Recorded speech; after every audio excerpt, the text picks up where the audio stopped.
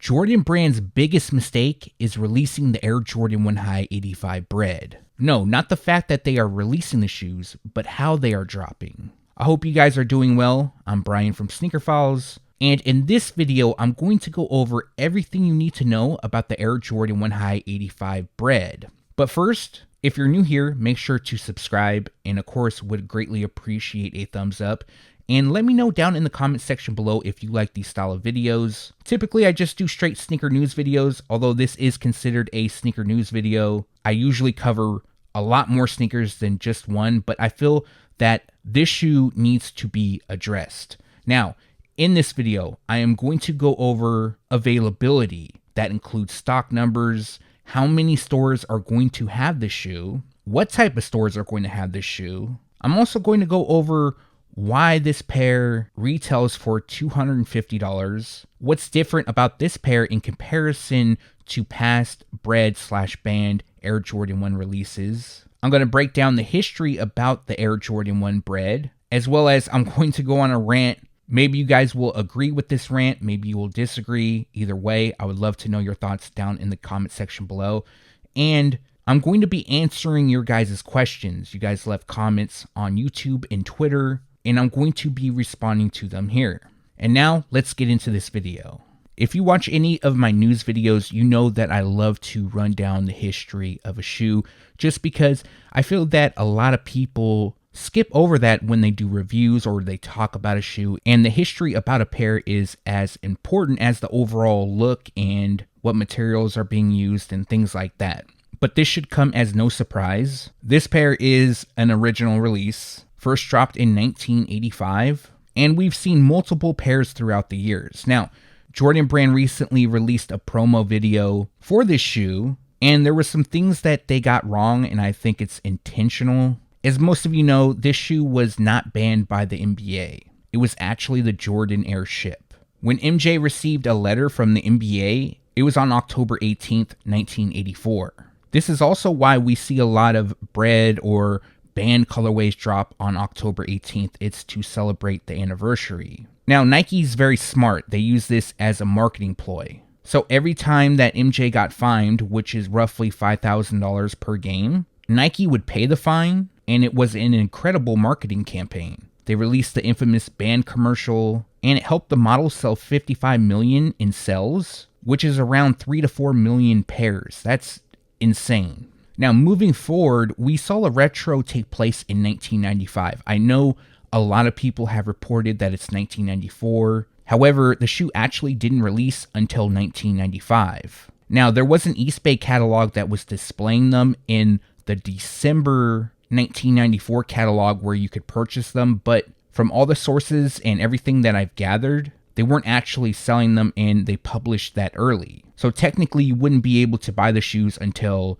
1995. Another time we saw the shoes drop was in 2001. Even today, that pair is still sought after. In 2008, we saw another shoe drop, but this time it came with a strap. Now, 3 years later, in 2011, Jordan Brand released the Air Jordan 1 Band. Now, this pair was different. It featured a special insole, special packaging, and an X on the heel. Now, this pair only released at outlets, and the reason for that is that they got the date wrong on the insoles. As I mentioned earlier, the band date was October 18th, 1984, but the insoles read October 18th, 1985. So these went straight to outlets.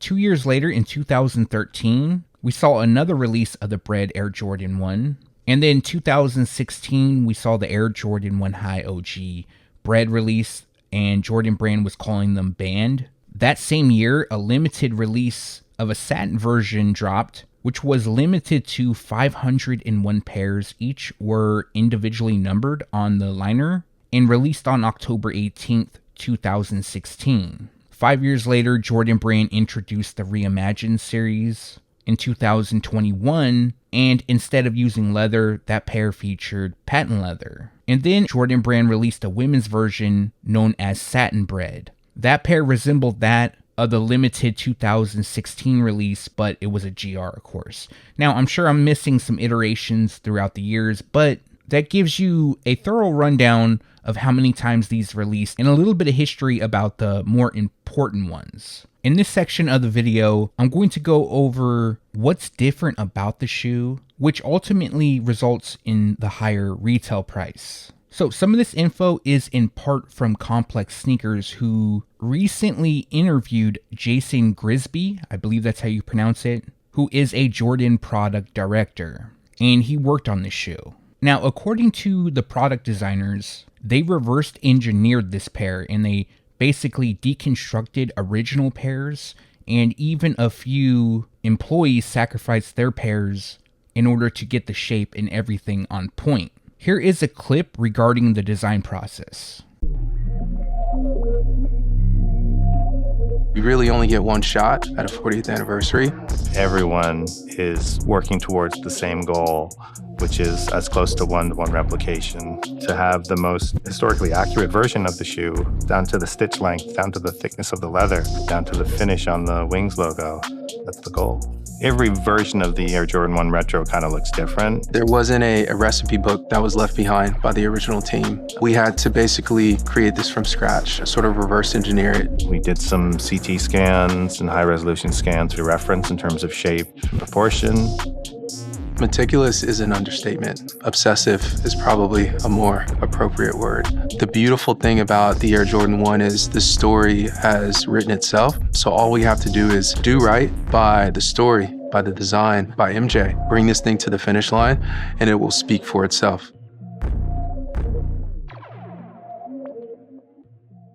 Now, when it comes to the leather, according to Jordan Brand, they used a higher quality leather, and the leather is much thicker. Traditionally on the Air Jordan 1, they used thinner leather, and on the previous releases, you may have noticed that some pairs have like a gloss overlay. This pair is actually flat, and that is to mimic the 85 pairs. Also, I've been seeing a lot of people complaining about the stiff leather, and they chose the stiffer leather for a reason. Yes, it will take more time to break in, but overall it does help the longevity of the shoes. I'm sure most of you guys have seen pairs going around from 1985, the OG one, and people are still able to wear them today, and that is due to how they were built and some of the leather that was used. Another thing that I've seen people question about is the swoosh. Yes, the swoosh is a bit larger, but as you can see, the leather used on the swoosh is actually different in comparison to the entire shoes. And it's because the swoosh is actually synthetic. The entire shoe itself is authentic leather, but the swoosh is synthetic, and that is to replicate the 85 pair. The 85 also had a synthetic swoosh, and apparently they were going back and forth if they should make the entire shoe with authentic leather or keep it true to the OG, and they decided to keep it true to the OG. Also, some of you may have pairs sitting in boxes, and if you pull them out right now, they're going to have this glitter overlay throughout. I know I definitely have multiple pairs that do, and the leather used on this pair, you won't be seeing any of that. According to Jordan Brand, that is. Only time will tell, of course. Another thing that they changed on this pair, which some may overlook, is the bumpy texture across the midsole. Now, if you pull out previous releases of the shoe, you'll probably notice some changes, and if you compare it to the OG, it is different. This time around, they digitally replicated the OG pair from 85, which was initially handcrafted. I didn't even know that. So the bumpy texture on the midsole is one of one. Another hidden feature, according to Complex, unfortunately I don't have these in hand and I don't know if I ever will. The inner collar will feature the shoe size, production dates, and initials for the supplier factory.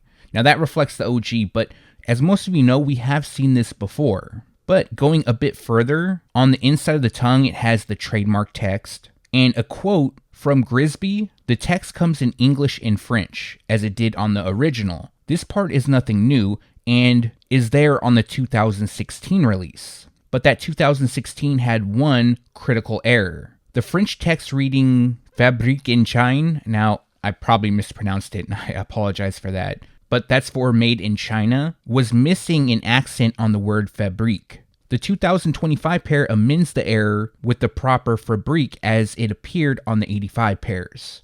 I'm not sure if that small detail will make any difference to anybody, but it is worth mentioning as this is all the process of getting it closest to the OG. Another thing that I've been seeing people talk about is the height, and some people have said that the height on the 85 pair doesn't look close to the OG height. And the reason for that is Grisby stated that the original pair was produced in multiple factories. So even on the original release, not every pair was identical. So that could be the reason why we see this pair not as high as some of the OG pairs. So going over everything, the brand retooling, the shoes, the shape, the closest it's been to the 85, the authentic leather used, the pattern across the midsole replicated from the OG, and just some of the smaller details that went into the shoe. Why are they priced at $250? Here is another quote from Grisby, which tells us why. The 1985 Air Jordan 1 is the pinnacle iteration of the Air Jordan 1 line, Grisby says when asked about the price. It's a premium offering based on the execution, cultural legacy, exclusivity, enduring design, lasting value, and wearability. So with this release, the $250 you're paying for isn't just for the quality, but it's also for the design process, which I'm totally fine with. But now we're throwing a higher price on shoes because of the legacy of the shoes, how exclusive they are, which is entirely up to you guys, and the lasting value, which kind of goes into the whole resale section. Resellers been getting their money for so long, and once Jordan Brand sells it and a reseller sells it, they no longer get that money. So this is their way to say, hey, we want to get ours while we can. Do I agree with that? No. But is it a smart business move by them? Of course. I do find it a little bit odd that one of the reasons why the retail price is so high is because of the legacy. Yes, Michael Jordan is the one who made the shoes fly. We all want them because of MJ. And of course, they're dope and a classic shoe. But I feel that a lot of us here are part of that culture too. So at the end of things, we're kind of taking that hit here.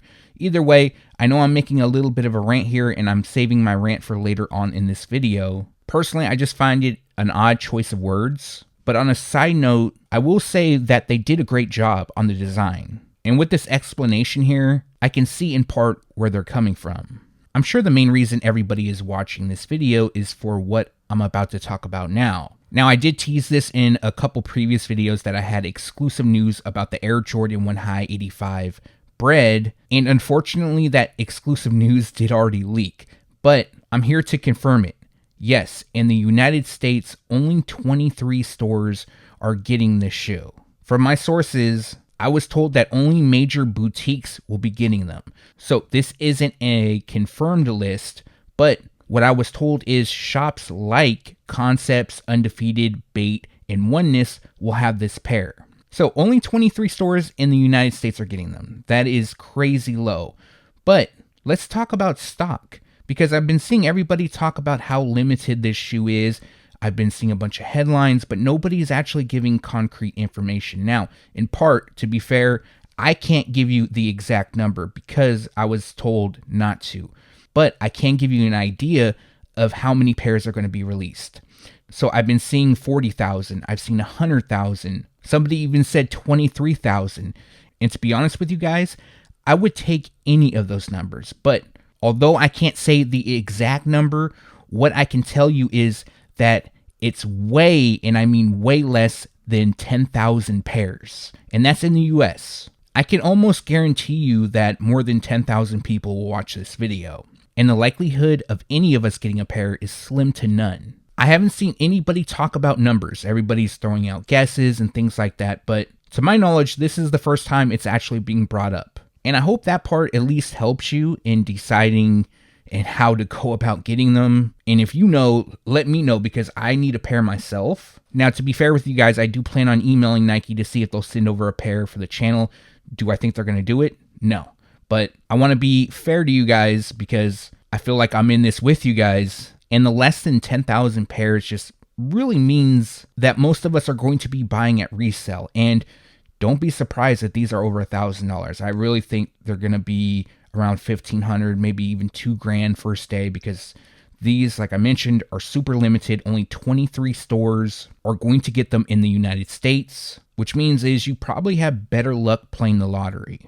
So I told you guys I was going to go on a rant, and I'm going to try not to make this too long. And before I jump into things, let me just say this. I'm a huge fan of Jordan Brand. This comes from a place of love. In no way, shape, or form am I trying to dog out the brand or make them seem like they're bad, but I do feel like sometimes they need to be called out on certain situations. This being one of them. All I've been seeing is headlines of Jordan Brand is celebrating the 40th anniversary of when the Jordan line started. That's why we're getting all these drops in 2025. And I can also confirm that that is the whole plan in 2025. It's to celebrate the 40th anniversary.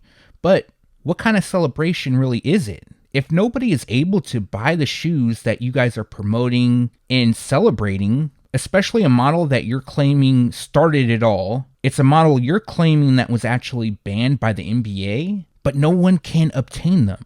What kind of celebration is that? I'm just going to be sitting on the sidelines while only less than 10,000 people are going to have their pairs, and I can guarantee you, let's just say it's 10,000, but again, it's a lot less. If 10,000 people hit on this shoe, 7,000 of those people are probably going to resell them. And I'm not knocking those people. I get it. They're going to go for some money. But how is this a celebration? Yes, you guys put in a lot of time on the model. Yes, you guys reverse engineered the pair. You did your homework. All to get a pair that is very close to the OG. And you guys did a great job. But let's not act like the OG pair wasn't a massive GR. There was a ton of pairs available. In fact, they were discounted where you can get them on sale for $20. But yet this time around, you can only make less than 10,000 pairs. Give me a break. That isn't the case. That isn't true at all. I'm not even mad at the $250 price tag. I would pay it. I had planned to pay it initially when I heard about it. I understand that you guys are using genuine leather. I understand that it was a whole process to recreate. It cost a lot of money and time to recreate this shoe. I'll even subscribe to the fact that the higher retail price is for the cultural legacy and the lasting value, as you guys said. But at $250, all you're doing at this point is feeding the resellers, and not even at that point, because resellers aren't going to be able to get every single pair. You're just feeding a small handful of people, and in a way, you're dismissing a large part of your fan base. Now, on the flip side, I totally get that they can't make a GR shoe at $250 because at that point, they're going to be sitting. And that's a loss at the brand, especially since they're going to be putting in more money into these shoes to be made. But you can't tell me that a Travis Scott collaboration could have up to 100,000 pairs instantly sell out, that this shoe, as iconic as it is, wouldn't sell out at releasing 100,000 pairs at $250 each. Personally, I would buy a pair. I know a lot of you guys watching would as well. And I just feel that they really missed the ball here. They missed it in the fact that they took all this time, all this effort. They even dug through the archives. They read old notes and things like that just to make a shoe that not many people are going to be able to get unless you pay a very high resale price. Also, I can guarantee you, of these 23 stores, a handful of these stores will be in California, a handful in New York, probably a handful in Florida. So there's going to be a ton of states that are just going to miss out. So at this time, whatever store releases them, it's really up to them if they do an online raffle. Some may do it, some may not. But if you're in a random state that doesn't have any high-name boutiques, you're pretty much out of luck. By the way, I still love you guys, Jordan Brand. Just please do a better job. On my last video, I asked you guys, if you have any questions, make sure to leave those in the comment section so I would talk about it in this video as well. I did so on Twitter, and I wanted to address some of these comments. One of the comments was, any clue what the special packaging is? And unfortunately, these aren't coming with special packaging.